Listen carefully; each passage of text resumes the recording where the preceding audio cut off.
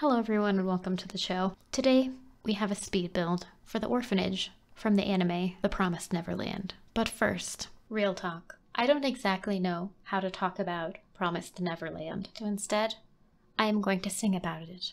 So if you continue with me beyond this point, dear friends, not only will you be agreeing to spoilers for the anime, not the manga, you will also be agreeing to listening to my delightful singing voice. So really, you're agreeing to an absolute treat to you and not a complete embarrassment to me. It's going to be good-ish. I don't know, I just was recording and the mic was on and I was humming to myself and I sang this song and I decided to make it into a music video. So you're welcome. Well, it's a show about kids. Yes, it's a show about little children. And that can make you think that it's gonna be wholesome, but it is not. No, no, no, no, no, no. It's a dystopian horror filled with eldritch creatures who eat the little children like they were meats.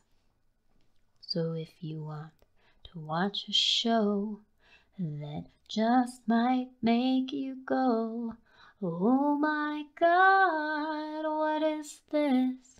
This is horrifying. Might I recommend this? Thank you all so much for watching, and I will see you in the next video. Just kidding, let's do the speed build. Now that we have gotten the giant elephant in the room out of the way, the elephant in the room being the fact that children are eaten by demons in this show, which is how dark can the premise of this get and still somehow manage to be adorable? I don't even know.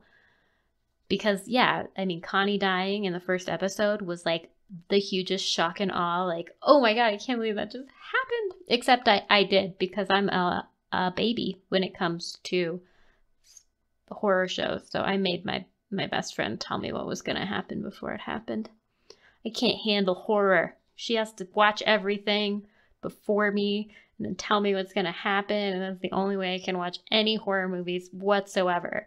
But despite this being a horror show, I actually really like it because these kids are up against completely impossible situations and they don't give up. They decide to persist and try to find the solution in the seemingly impossible and try to escape and try to survive, and they're working together and they're problem solving, and there's this delightful sort of camaraderie that they all come to and find with each other. Not that they didn't have it before, they were always friends, but it's lovely. Yes, it's a show about children getting eaten by demons, but it's also a show about friendship and teamwork and family. And what does that mean? I mean, obviously their house mother is not a good example of family, but in her weird, messed up way, she's just also a product of the system. And I think part of her does really genuinely love the kids and she's trying to do her best, but she is also a product of the system herself and traumatized herself. So she's kind of in survival mode a lot of the time, and I think she's just sort of doing a double think thing where she's I'm doing the best I can for these kids. At least I'm giving them a happy life while they're alive instead of them, having an unhappy childhood and then dying early. They're at least having a very good childhood and then being eaten. So, however she has to justify it to herself. I mean, this is the only way that she could have survived. If she didn't agree to do this, she would have just been killed.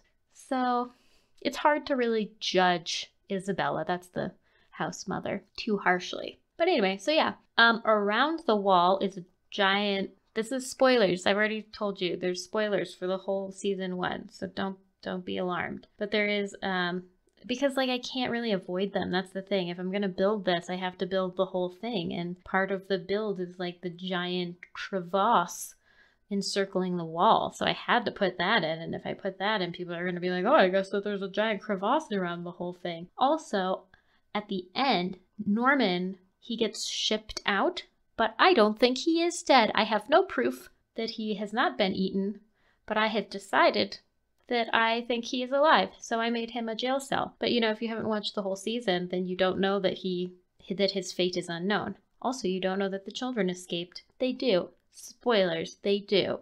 At the very end, not all of them. They have to leave Phil behind, which I'm fine with. I don't even like Phil.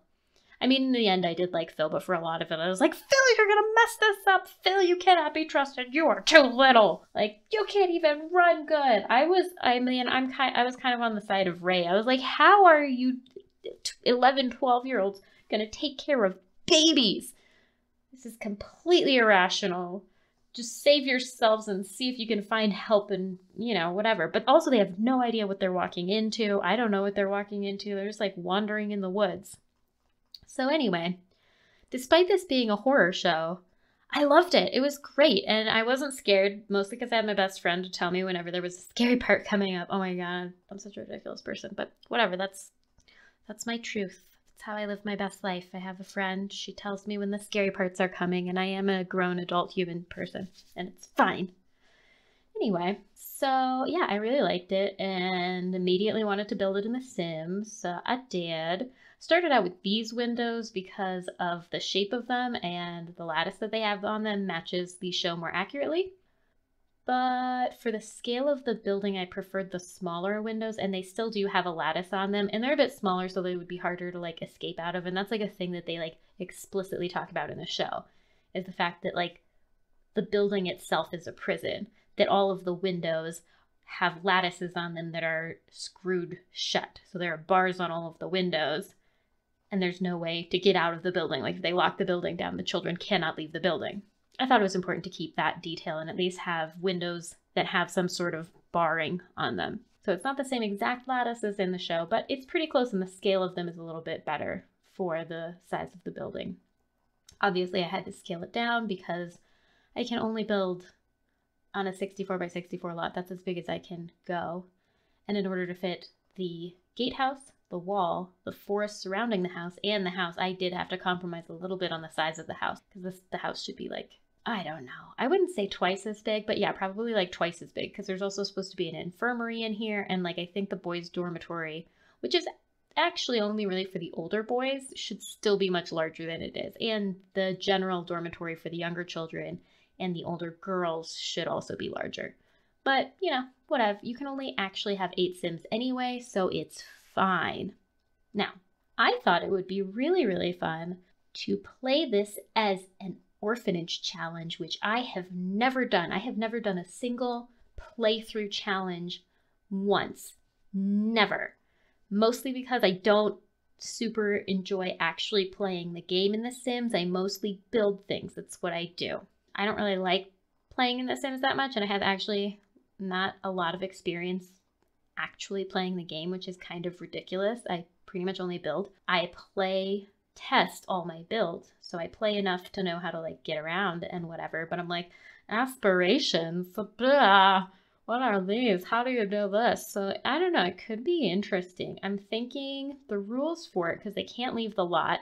The debug wall items that I use to surround part of the property actually are not debug items that a sim can walk through, which is really nice. So they cannot leave the property, and I like that. So instead of having the kids go to school and then judging the kids based off of their grades, I was thinking of keeping them on the lot and judging them by their skills. So how many skill points they acquire. Also, I was thinking of regimenting out the day so that in the morning, I started off with those drawing tablets upstairs in their classroom, because it looked more like the desk setup they have with sort of a tablet that's set into their desk.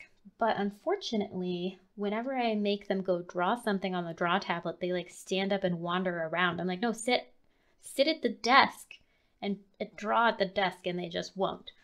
So I decided, also they're expensive, so I'm like, why am I messing with drawing tablets when I could just put in a bunch of easels? So I got rid of the drawing tablet setups, even though it looked nice, and instead put in a bunch of easels. So now I'm thinking in the morning, they have to get up, have breakfast, like shower and whatever, do chores, clean up, and then like right away they have to do one painting every day. Now this is for 2 reasons. First of all, it's to simulate like them having to be tested every morning. And also it helps with the bills, because this place is massive and it is like 8,000 or 9,000 simoleons every week for the bills. And I was like, oh my gosh, I don't know how we're going to manage that. if they make one painting every day and they sell all of their paintings, then maybe they'll be able to afford this place. So that helps to sort of offset the costs a little bit. And also the other way that the house mother can make money is by selling one of the children to the demons.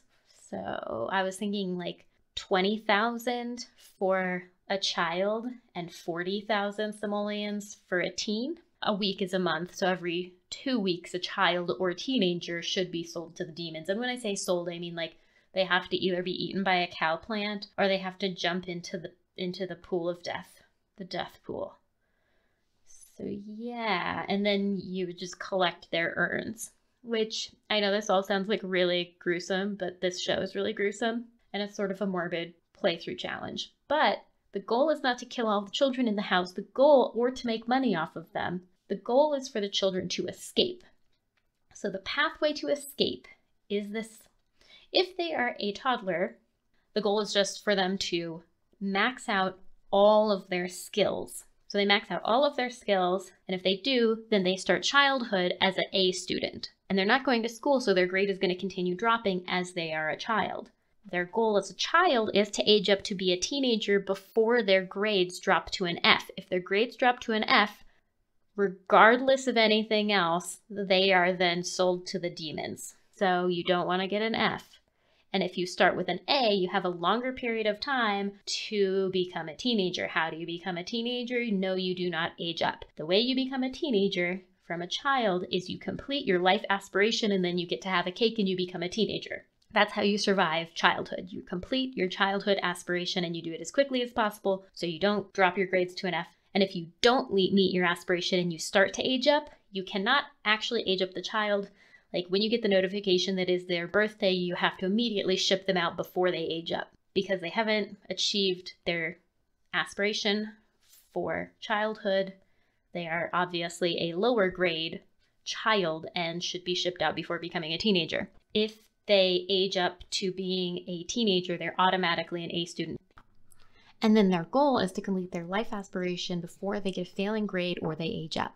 Once they complete their life aspiration, that is how they escape. Just one of the teenagers has to complete one life aspiration. And remember, they cannot leave the lot. There are only 5 life aspirations that a teenager can complete without ever leaving the lot. So you have to be really tricky about what aspirations you choose for your teenagers because they cannot actually all complete them. Okay, so apart from those ways that the children and teenagers can be shipped out, the other way that they could be shipped out is every time someone is shipped out, a new counter starts. So I would say every time a child is shipped out, 2 weeks later, someone else needs to be shipped out. After a teenager, it's 3 weeks. Just to give us a little bit more leeway. To judge who gets shipped, you have to ship out the child or teenager with the fewest total number of skill points. And that is how they shall be judged, on their skill points. Apart from that, normal lifespan, and I will make a household full of just toddlers because every child or teen that is shipped out has to be replaced by a toddler, and toddlers cannot be shipped. So they have to be a child or older in order to qualify for shipment. If you start with a household that is entirely toddlers, you have to wait until there are 3 children to begin ship outs. So yeah, that is basically the outline for the orphanage challenge. I think the next video I'm going to post, it'll be sort of a catch up on the last part of the season. So I've already kind of done up to where Connie died. They've just found out the reality of their situation and they're trying to figure out an escape plan. So I was going to play from that point through the rest of the season, sort of just to like test out whether or not this challenge will even work. And then I was going to import like a whole new bunch of toddlers. So yeah, please do tune in for my first attempt at doing a Let's Play. See how that goes. And then apart from that, I just want to thank you all so much for watching. I hope that you have enjoyed it. And if you have, please like and subscribe. And I'll catch you all later. I hope you have a wonderful day.